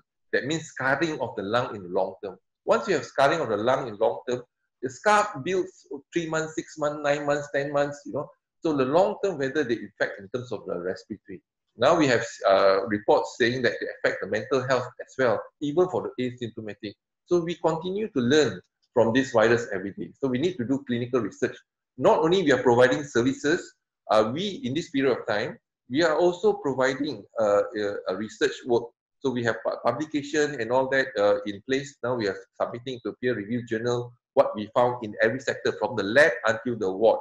So, for example, the safest place now in Malaysia, do you know where is the safest place in Malaysia? Apart from it is actually in the ICU or in the COVID ward. Because in ICU and COVID ward, the infection rate is 0. So all our healthcare workers, we have screened and we realize that there's no antibody among them, there's no exposure of them. So the safest place in the world, in Malaysia, is actually in the COVID ward and the ICU, because our doctors are prepared and then, basically gown up to face the infection. So these are some of the issues. Then the next is that when we try to break up in terms of prioritization, in UK, we inherited the UK system, whereby the DG of Health DG of Health is actually the one that heads most of the section. So we coordinate most of the section. But if you start to break, in terms of every unit becomes stand-alone, then the problem in terms of coordination and integration is difficult. So the response will be slower. So now we learn this lesson now, because UK, from that system, they try to break. Now they realize that to coordinate is much difficult. But now here in Malaysia, we are still in control of most of the centers. We did have actually a few of our departments already stand alone, for example, CRM, and all that. But we still have a good coordination with them. But if it becomes very efficient but very micro. So my job is not a micro job. My job is actually like a conductor in the orchestra to get the whole people in and make sure that they comply. Not only in Ministry of Health now, to inter-ministry, whether in a society or another ministry. And for example, this is what we plan, then police will enforce. So this is my role is a conductor in the orchestra. And even then, obviously, this is important for us to coordinate. Then you can respond very fast, make a decision straight away, you respond the next day. So implementation, the delay is important. If you make a decision within 1 or 2 weeks too late, so we have to be fast in terms of our action and make sure that we can contain the disease as soon as possible. Within 100 days, we managed to contain the viral infection in our country. And we look into our country, our results are good at the moment, but the concern is the virus is actually spreading in other countries. So this is from WHO. So we need to be vigilant, although we have the numbers down, make sure that we comply to our SOP and we'll continue to monitor. And we still have our border control, strengthening our border control, tightening our border control, and because this is important. If you open up our border, and then once travelers comes in and bring the infection, it's difficult for us to control. Yeah, inshallah, Datuk, you are actually not just a conductor, you are a maestro there, so you are actually one of the best conductors to actually coordinate all this. And I think from the lesson that what Datuk has actually told us, that hospital is supposed to be the last place that anyone wants to go. So basically, we need to actually control ourselves, and the human is actually the main thing. And we need to learn to live with the virus symbiotically and part of us. And you can say good morning, but we do know how to shy away. But I got one pressing question, because a lot of the people's questions have been answered through your lecture and also your explanation just now. There's this one particular issue which is pertinent to us. This comes from Catherine Wu. Are the healthcare buildings that have been adapted for COVID-19 response also resilient against the impending haze season? This would be a great concern for older buildings. So, Datuk, could you enlighten us on that, and how we as architects or urban designers can actually help that? Thank you. Certainly, when we look into the old buildings, so as I said, we have 46 hospitals. That is not conducive for us, but then we need to see how best we can assure safety in place for the hospital. And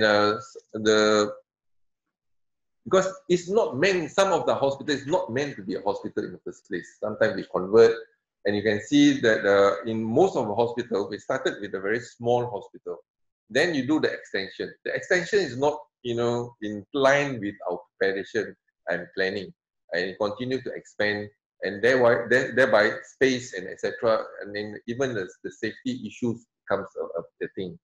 But I think in time to come, we need to re-look back again how we can have a proper planning of a future hospital, taking into account in terms of the green technology, in terms of the lighting, in terms of the space. That's the aesthetic way. But the functionality for a hospital is the flow, the airflow. In terms of even without in a normal environment, you have to have a laminar flow. Is certainly in the flow from inside out.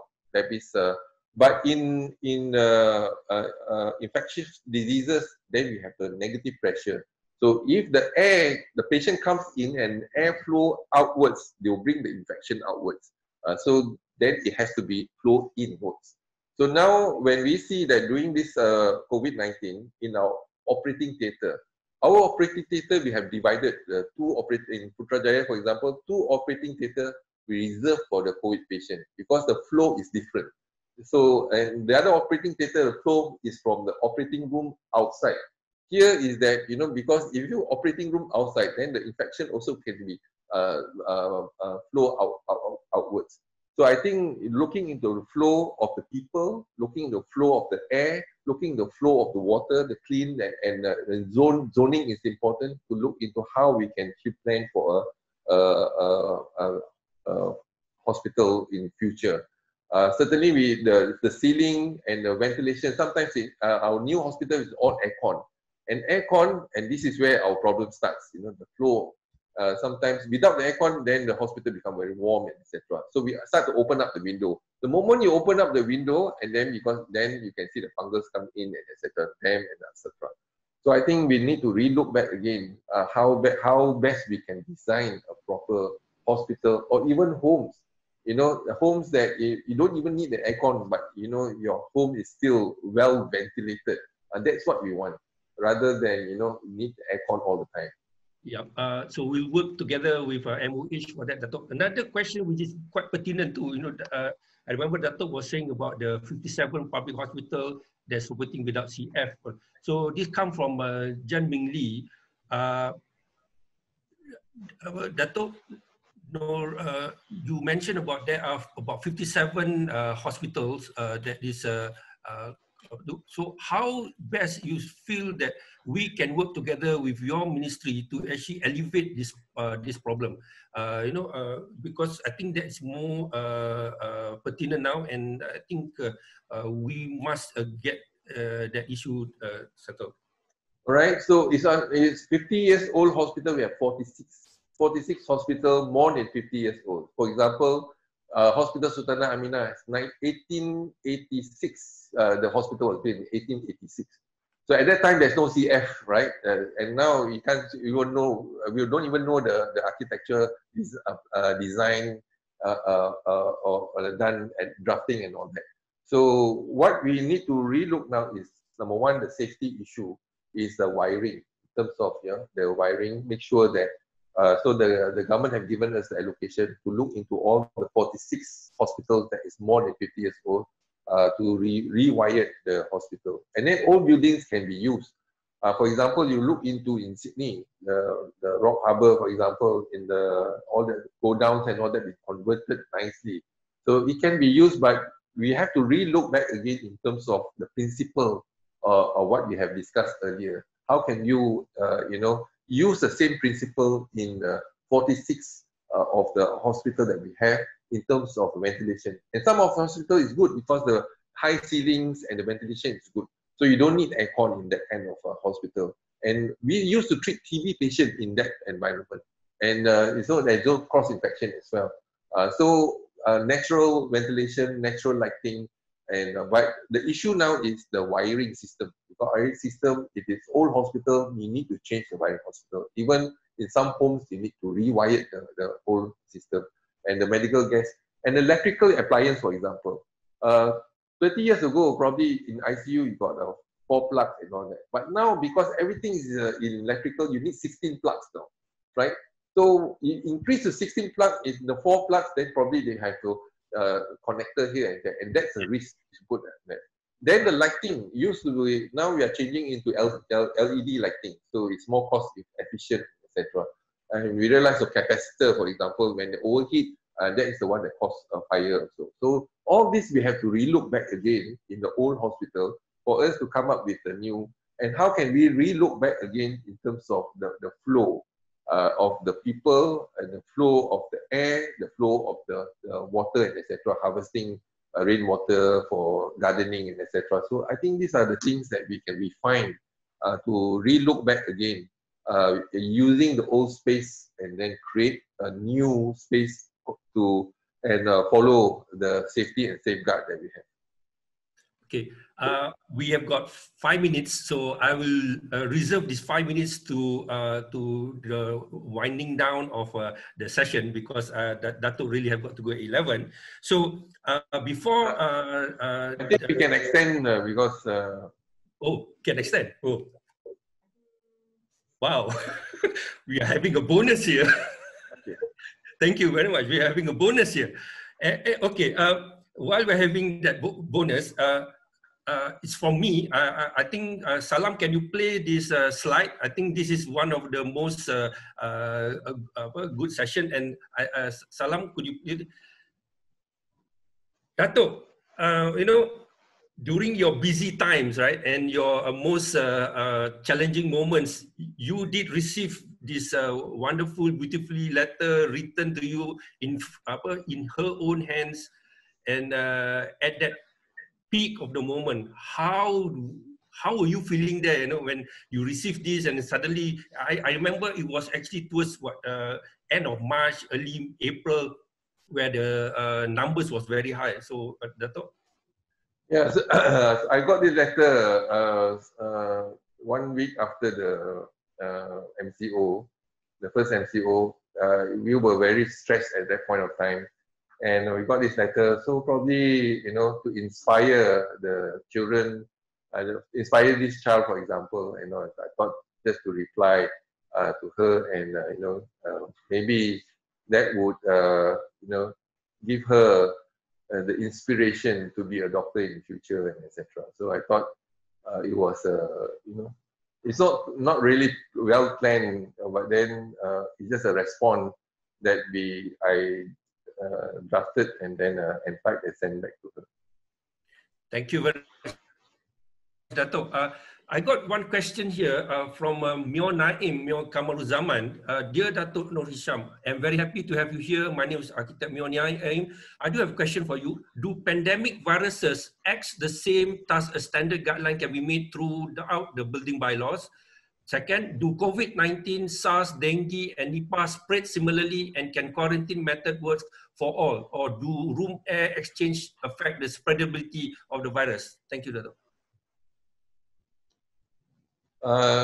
So certainly we can actually look into this, and before, for example, you build a hospital, there is actually an environmental factor that you get the approval for EIA, if I'm not mistaken. Now the health also, there's actually they've been proposed that you need the approval from the health authorities for us to look into whether it is acceptable or not. But more importantly is that we are learning in terms of infectious disease. If the hospital is designed for infectious disease, they have to comply with all these regulations in place. But some hospitals, they are not. So for example, different hospitals have different requirements. But it is good that you can have a standard design. But the standard design for infectious disease hospital. But if you can put it into all hospitals as one of the bylaws, it can be considered. What can we actually learn from this experience, and how can we make sure that we can put it in the bylaws and that can be adhered to? That's the reason why we have a Private Healthcare Facilities Act looking into certain areas, certain space, even the door, for example. The issue why the door and the window. The door is because sometimes the patient collapses, then you cannot go through the door. Same thing with the lift. You can't put the trolley in the lift. You can't put if patient collapses, you can't put the patient in a trolley. The door is too small. And all this we need to relook back again in terms of the standards. Standards is already there, but now to put it in the bylaws and to implement it. And I think from time to time, it is an evolving lesson that we can learn, the good, the bad, and the not so good. How can we adapt to all these new changes and to move forward? Okay. So far, we've looked at practitioners' questions. I have one here from an academics, and I think through early part when PAM was working with Mercy in coming out with field hospital designs, suddenly the government declared this, how shall I say, 400 odd sites were declared as emergency quarantine sites to be taken over by NATMA throughout the whole country, and the list built up until almost 600. So how can we actually prepare ourselves? Two questions: were Ministry of Health consulted when this list was made up? And number two, how academics, through student projects or even midway between graduates going into architecture world, and also now Datuk was talking about data analytics, and data is very important. How can that be, how should I say, implemented together as a collaboration between MOH and Pertubuhan Architect Malaysia? Datuk? So as for the hospital, the MAEPS hospital, it was planned as a, you know, because we prepare for the worst, so we thought that our hospital will be overwhelmed with patients, and we need a space, because if you look at, if we have 1,000 cases a day, then only in 10 days our hospital will be overwhelmed. So a very short period of time, and then you don't have beds. And if that happens, then we have to pick and choose which patient we want to ventilate and want to treat. So because of that, then we prepare ourselves using this SmartX concept. And this is started with 600 beds, and we can actually increase it to a maximum of 1,000 if possible, because other blocks we can use it as well. So that was our plan, but it's good to plan for the worst, but we did not use it fully in the capacity, but then we convert it into for the foreign workers because of security, etc. But nonetheless, we have managed to treat 1,300 patients, more than 1,300 patients in the MIPS hospital. So JKR in the past came up with the idea that, you know, looking into a clinics, certain clinics, this is the design, that maybe a competition looking into all the principles of a health system of healthcare, and then you get the best design, and then we can judge by the design for clinic A, B, C, and D. Likewise, the hospital, if we can actually have a hospital, 100-bed hospital, 200-bed hospital, 300 or 400-bed hospital, we have a competition and design, the best design. And rather than we plan it, not top down, we would put up the framework, let the bottom up response comes up with a design that is actually cost effective in terms of using energy, green technology, a good space, good airflow, you know, good, you know, solar system, and etc. All the things that you can actually package into a hospital and cost effective in the building hospital. You know, high impact hospital, reasonable cost, not high impact and high cost. So we, you know, that's not the way we want to go. And then you can come in the best design, then we can adapt that design, and then we can build future hospital based on that kind of concept. That would be good for, you know, to improve the quality and standards of a hospital. See, look, our fraternity has got lots to actually do, and I think we need people at PAM to actually organize this sort of data collation and all this formulation. What the 9 items that Datuk has already given us an instruction actually, so that's actually a work already. So I think we shall not hold Datuk any longer, I think, because he also had got to prepare for the next meeting. But there is a request that we have to do another photo session. One is with us, the panelists. Salam, are you prepared now? Yep. Okay, please.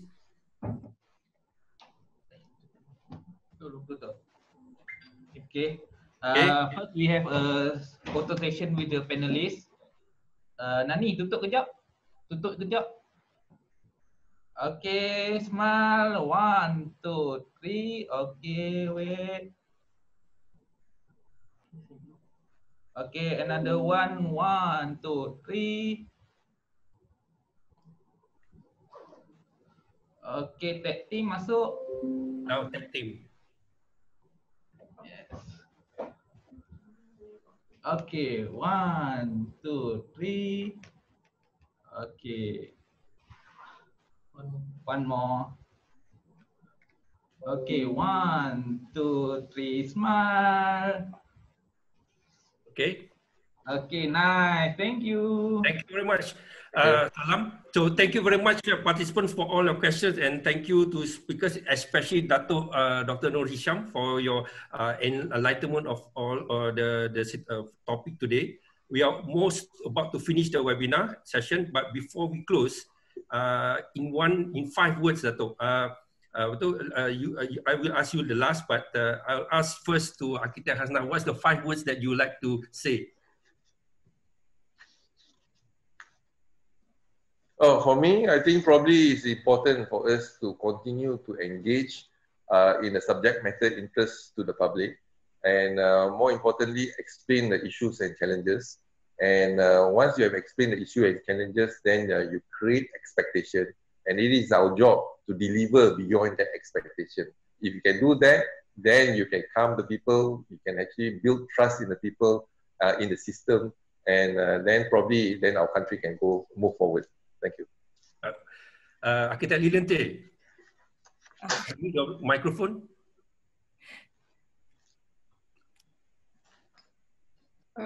Thank you again for all the wisdom shared, DG. We really take our hats off to you. Thank you for the service you had done to the country and setting examples for the highest level of professionalism amongst our civil servants and among all professions. I think it's also an example to us and an inspiration to us as architects as we set on our duties. I think there will be continuing more studies, research, and your suggestion for design competition is excellent. We will pursue that to ensure that we also can put our best minds and best thinking to help on this nationwide national need to prepare ourselves for the future. Thank you. Akitek Hasna. Okay, 5 words. Yes. Build better environment with love and care. Thank you, Akitek Hasna. Associate Professor Datin, Dr. Norwina. Unmute your mic. Okay, Assalamualaikum. I think as a former government servant as well, and also now academic, but I always put service with your heart always. When you do things with your heart. Akitek Mumtazah. As I have mentioned before, teamwork, teamwork, teamwork, teamwork, teamwork. That's all. Thank you very much. Datuk, all the chats you're saying, Tabik Spring, Datuk. Everybody is saying well done and a very good session. And I wish you all the best. And we also, and especially, thank you very much to Datuk Dr. Noor Hisham and also Akitek Hasna Yun for giving us a good rundown of how MAIPS and the plan done by Kementerian Kesihatan and also NATMA and the whole of our country. And that was a very good session. And please enjoy your day ahead. But so before we end, please accept our sincere apologies should there be any shortcomings. However, we hope that you have gained as much. The papers have already given by both speakers and the question and answer too. So thank you for the participation and also being awesome participants, and have a pleasant weekend. We hope to see you at PAM Online Series CSR Journey Season 3. So be safe, stay safe, think safety, kita jaga kita. Thank you very much. Signing off. Akitek Mustapha signing off. Thank you very much. Datuk, thank you. All Akitek Hasna. Thanks. Assalamualaikum. Thank you very much. Thank you.